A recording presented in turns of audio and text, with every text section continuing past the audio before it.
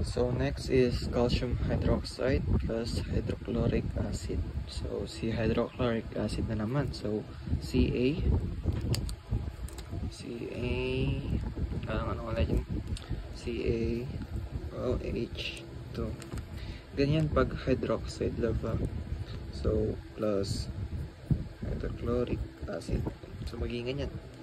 Tapos kung gagawa na tayo ng product, tandaan mo love, pag si hydrogen, parati siya nakakuha na ng partner. Ganun, kawawa naman, di ba? So, Ca, kukunin niya sa Cl.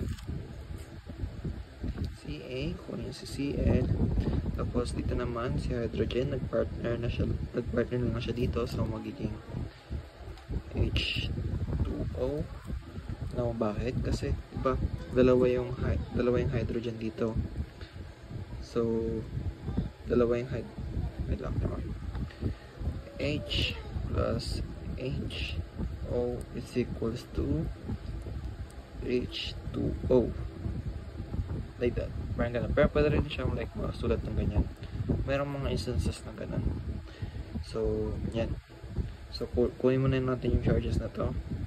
Si Ca, meron siyang 2 plus. Tapos si chloride is 1 negative. So, si calcium, meron siyang 2. So, mapupunta siya kay calcium. So, 2. Tapos si chloride, 1. Hindi na natin susulat yan. So, ayan. If naririnig mo yan, I'm very sorry. So, ayan. So, 2 na yung chloride dito, diba? Tapos dito is 1. So, very unfair kasi.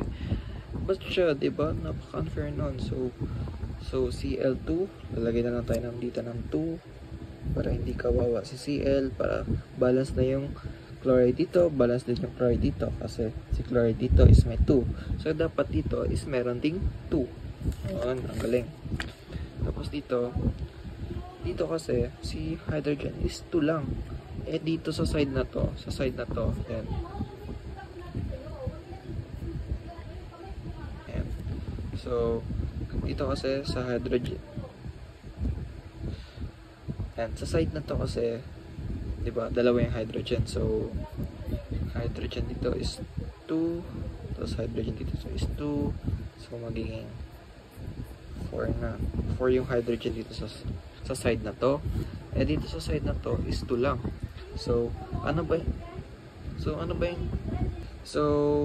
yung ita-times natin sa hydrogen para maging 4 siya? So, 2 times 2. So, magiging 4. So, ganyan lang. Yan na yung balance.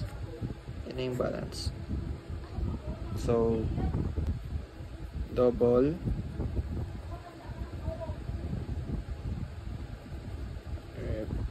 replacement.